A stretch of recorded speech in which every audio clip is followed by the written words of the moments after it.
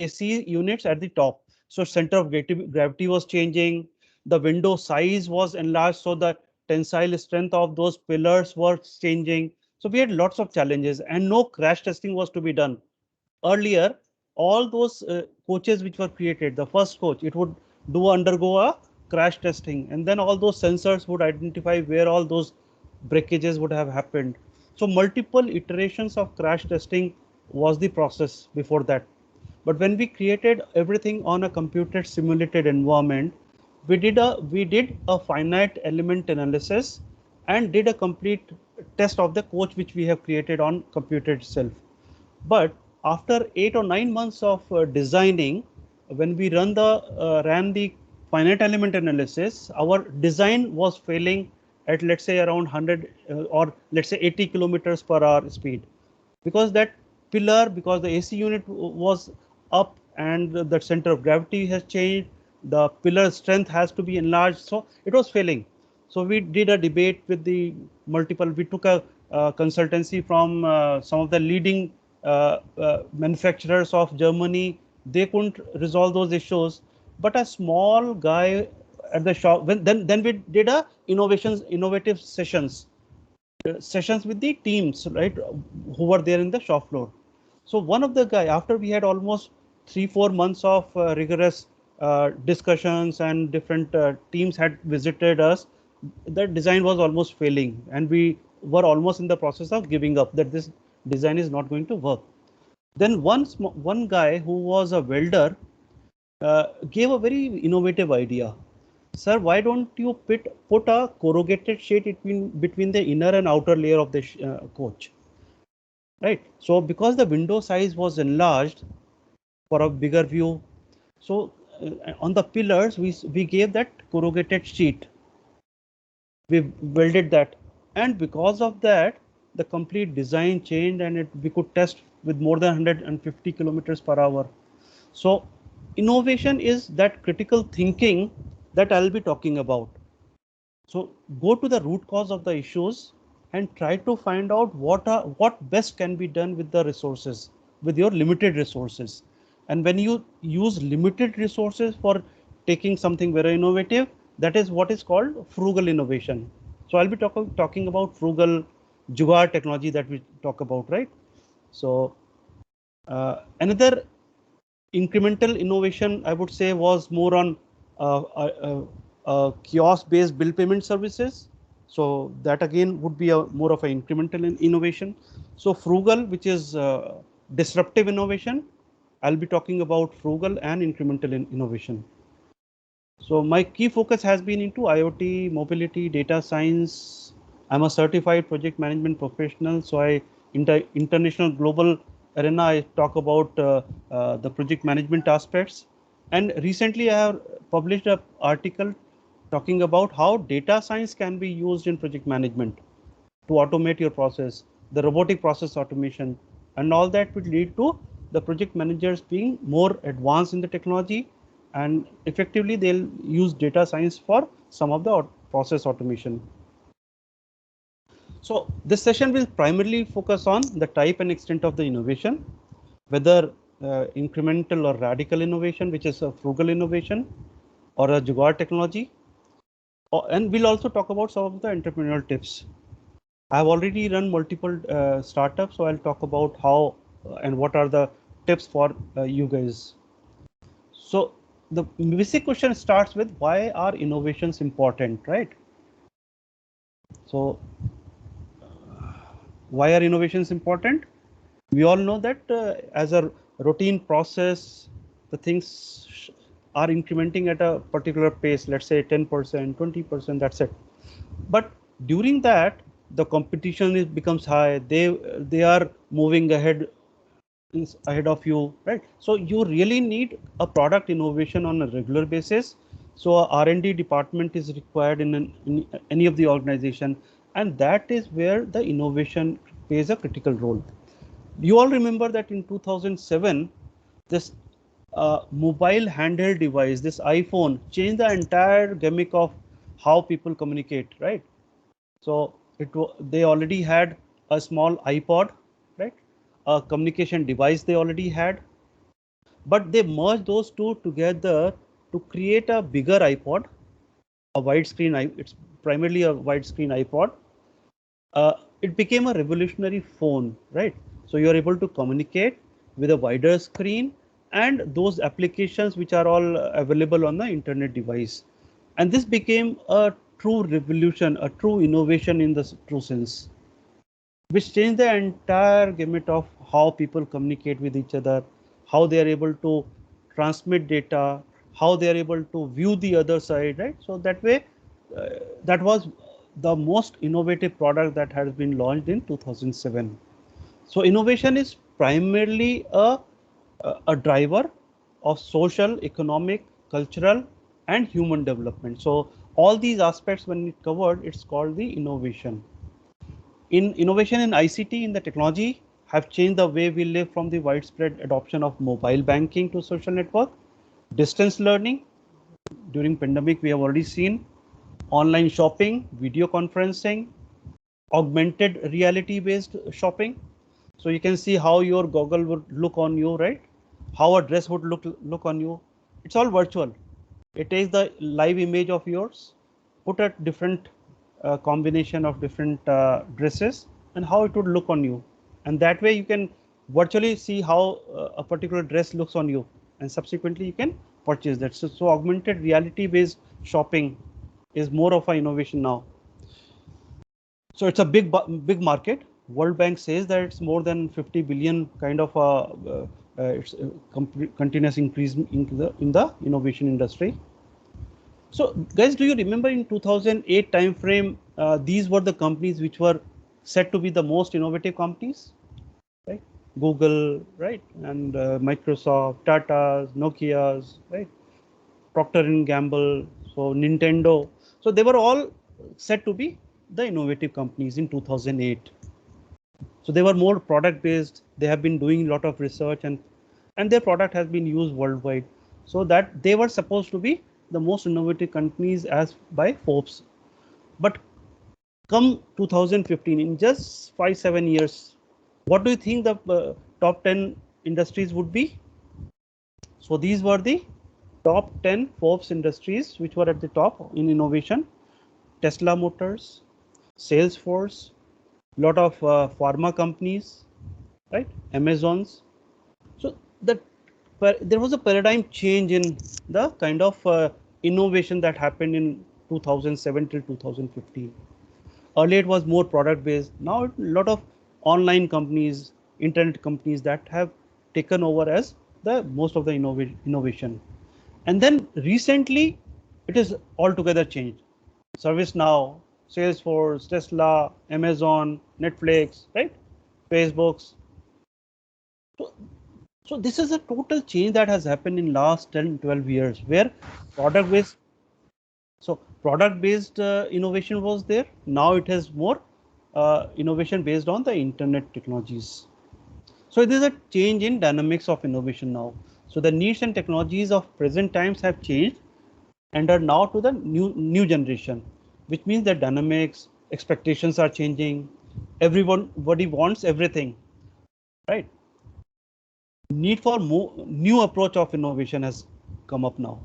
So earlier the innovation was primarily coming from those developed countries, Microsoft, Apple, iPhone, iPod, right, touchscreen. But now the global companies are more coming from the developing countries. So India is one of them. So a lot of innovations have recently been come up from the Indian subcontinent. So 2G, 3G, 4G, they're all innovations. So question is, why innovate?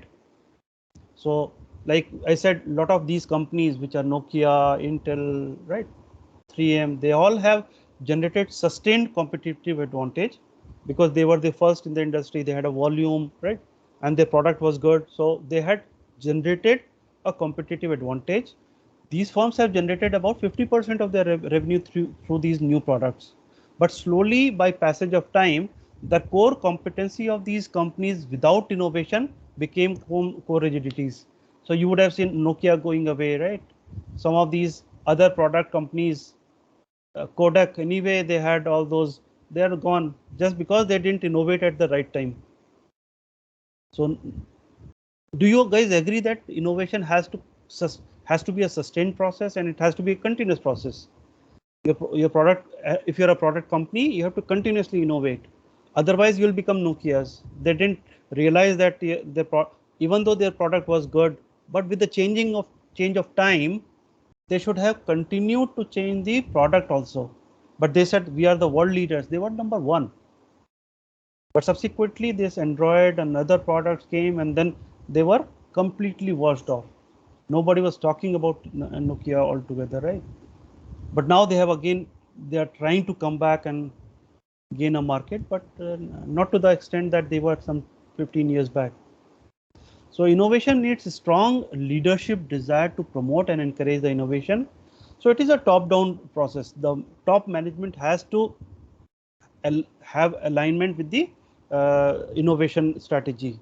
So make innovation a part of the company philosophy. That's very important. Everybody has to think innovative ways. I remember I was part of a digital global soft, and then we were some 300 or 400 employee company at that point of time, and we were all inwards. We were doing lots of projects of HP and all that. But Som Mittal, who became the chairman of NASCOM, he was our CEO at that point of time. He said, "Fine, guys, nothing doing. We are just inward focused. Now we have to be outward focused. That's the company philosophy. Everybody has to innovate. Think about some process innovation, some product innovation, how we can go aggressively into the market." So that's how the company changed from inward looking to an outward looking. And within a year's time, every developer, every senior developer, every project manager, every BU head, everybody was talking about business. So instead of just looking one of the customers, which was HP, which was internal, now he said 90% of the business comes from HP, 10% from outside. I want to make it 90 outside and 10% from the group company only. That's how the company philosophy totally changed. And that's what is innovation. So recognition and incentives for sustainable success innovation. So you have to keep recognition and rewards for the successful innovations. Managing creativity and risk. So whenever there is a creativity, there is a risk. So reward should be there for any of these creativities. And now when I said the paradigm shift has happened from developed countries to these developing countries. So India, China, South Africa, these are some of the companies which have innovated a lot in recent past. India and China are the two largest populated countries with similar characteristics and large demand and cost sensitivity. So a lot of innovation and frugal innovation has been seen from these two countries. So a lot of per capita has changed, and BRICS countries are now the mass market of the world. BRICS is anyway India, Brazil, China, and Russia. So even government of India has promoted a lot of innovation strategies.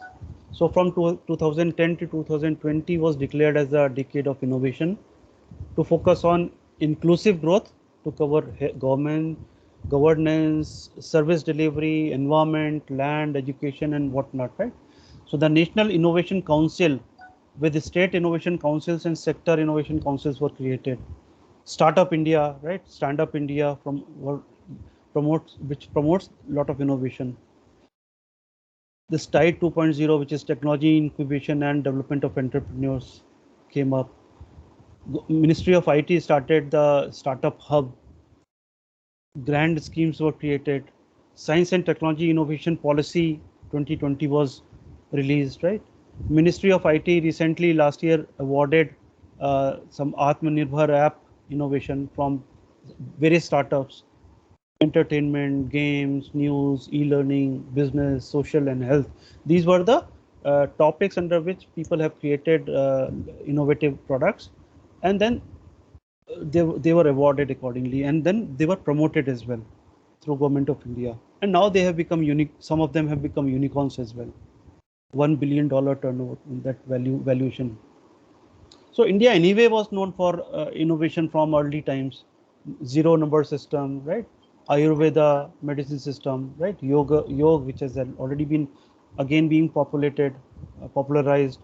Art of navigation, right? Value of pi. They were all part. So we have been innovative organization or society. So in recent times, we have seen that Tata Nano was the smallest of the car, right? Less than $2,000. In Europe, it was marketed as Tata Europa in the world market. Cheapest 100cc bike, world's cheapest electric car, which is Mahindra Riva, right? That prosthetic leg, very small, cost effective, very affordable, and that's doing good business. Hepatitis vaccine, and now you have seen COVID-19 vaccine, right? Covaxin and Covishield and all that. So they're all good innovations that country has seen. Then people talk about Jugaad technology. Everybody talks about Jugaad. Jugaad kar lo, and will be. So what is Jugaad? It's more of a when you have lesser resources and more to achieve. That's the thought process behind a Jugaad technology. So Indian Jugaad is most happening technology kind of. The scope to do groundbreaking innovation is immense. For example, some of the examples could be like a washing cum exercise machine. You do exercise on a cycle, and there is a washing machine connected, and that does the washing as well. That's an innovation, frugal innovation. Hand operated water lifting device, right? Portable smokeless stove, automatic food making machine, solar mosquito killers. I'll talk about some of them in detail. Shock-proof converter, floating toilet soap, and all that. Lot of frugal innovations have happened. Technology anyway is a much can be discussed on telecom innovation. So because of data, value-added services, data getting easily available, higher bandwidth of data is now available on your mobile itself. So India has become a center of innovation now. More than 25 unicorns have come up in this 1 year. Think about it. So they have been, so a lot of promotion is going on for innovative ideas and how people can start a new business using a startup concept. And a lot of educational institutions have started incubation centers for their students to practice and fail, I would say. So practice and fail in those incubation centers, and so at least 10% of the people are successful, and that is where these innovative ideas converge into bigger organizations. So this is the definition of innovation. Innovation is the introduction of new ideas, goods, services, and practices which are intended to be useful. The main driver of the innovation is courage and energy to better the world. So there's a target to innovation, that you want to change the way people work. The process, tool, technology there has to be innovation in all directions. These could be another thought process on innovation. So let's come back to some serious business now. We'll talk about types of innovations: the product innovation, process innovation, marketing innovation, organizational innovation, and business model innovation. So think about it. It's more related to overall perspective of a complete development. So it could be a product innovation, so which involves the introduction of new goods and services, right? Process improvement. So every time improve your process, which improves your productivity and your delivery method. So like the operations research, right? If you have to go from, you have a warehouse, you have delivery units, right? Your marketplace, you have to deliver to the end customers. So what is your optimal path? If you have to deliver 10 customers on a particular day, what is your optimum path where you have to minimize your, so that's how you innovate on your processes. So start using data science for, let's say, operations research for optimizing your path. That's how you improve your process. So that should come as part of your technology. So when all these 10 locations are given, and from your warehouse, which is the shortest path to deliver all those 10 products, 10 customers to the 10 customers. Marketing innovation. You don't have to market or your product to everybody. Do a target marketing. You cluster your customers using data science methods, and then do a very focused target marketing. That's how you keep innovating in your marketing strategies. Digital marketing. Don't send out your product to everybody, only to a particular interest of customers who have already shown that kind of interest.